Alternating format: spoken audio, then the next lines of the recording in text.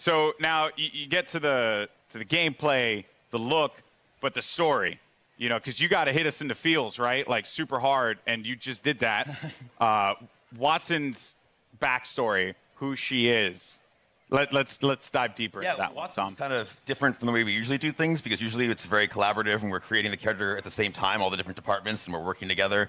Wattson was different. She was already designed and drawn when I got her. And one of the great things about working at Respawn is they encourage us to create characters that are non-traditional and that are characters you haven't seen in video games before, and to kind of branch out and see what else, what other kinds of people can we represent out there. And so Wattson is a very different character than I've ever seen in a video game, at least.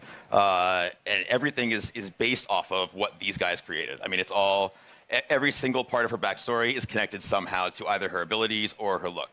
And now, it was something that kind of stuck out to me. So am I correct in assuming that Wattson played a big role in the arena itself? Yes, so Wattson and her father actually invented the ring. Okay. And so she grew up in the arena, literally in the arena when they were building it. And we're going to start to, you're going to see with Wattson and moving forward, we're going to start to build the lore of this world a little bit. You're going to find out who created the games. They mentioned the Syndicate in there, so we'll talk about the Syndicate down the road.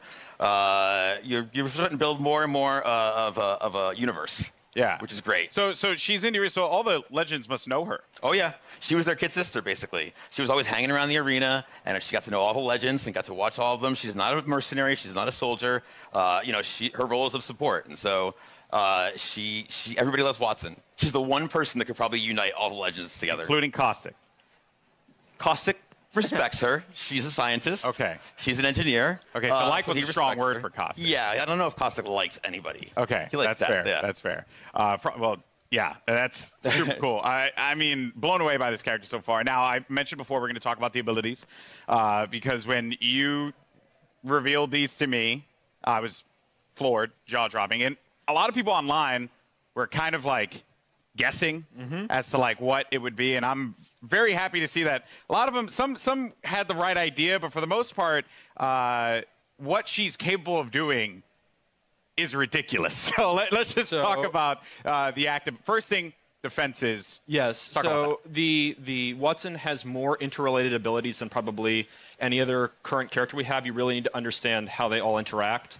The fences, you can place 12 nodes, and you can use these in any permutation you want. Part of why we sort of went with her being such a brilliant electrical engineer is because we really wanted to reinforce both mechanically and thematically how creative the player can be with these. Basically, we're just giving you free reign to place these however you want and figure out. And the players, like I just saw right there, I don't know if that was intentional. So when your teammates go through, it shuts down. It shuts off. So if I'm downed and they run through the gate, does the gate deactivate? Yes. Oh. Yeah. So there's a lot of different interactions, a lot of different ways that you can interact with the gates with other characters. The ultimate is, we call it an interception pylon. It shoots down bombardments, incoming grenades, stops arc star spam, and it charges your team's shield. And it also, if Wattson's cooldown is slower when she's away from the pylon, but when you're near the pylon, it supercharges your tactical, so you get fences faster. So if you drop it down, it's a permanent structure until it's destroyed, and that allows you to build these large fortresses very rapidly. And you can use that for defending, for flank control on offensive squads, for going up on a tower and fencing it off with Pathfinder. And then the passive is that ultimate accelerants give you your ultimate, 100% ultimate charge. And so if you save up ultimate accelerants over the course of the match, that allows you to place more pylons, and it means that you don't have to play conservatively as Wattson as long as you save up ultimate charges. You can keep moving with a highly mobile squad. You can play offense, defense, support, however you feel like the fences and the pylon are most effective to whatever comp you're playing. So what you're telling me here is that Lifeline mains do not need to continuously hold ultimate accelerants anymore. We felt like we needed to rejoice.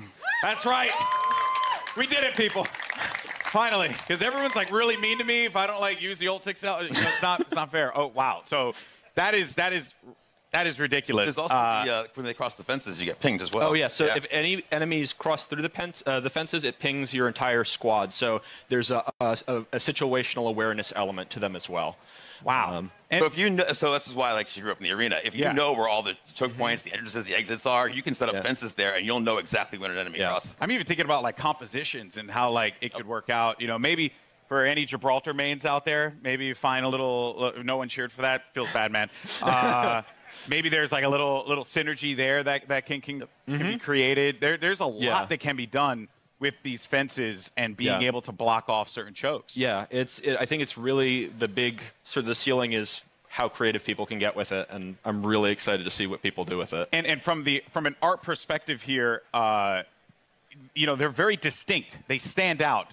What were some of the challenges in making sure that these fences really, like, when a player saw them, they knew exactly what it was, not to kind of catch them off guard, so to speak, to make it really, really stand out in the arena? Yeah, again, silhouette's everything. You got to make it stand out, and it has to look like it lives in the world, that it's something that she can use, and that lives on her body as well. She's able to pull it out, and she's able to bring it out and, you know, create a fortress, basically, and it has to read.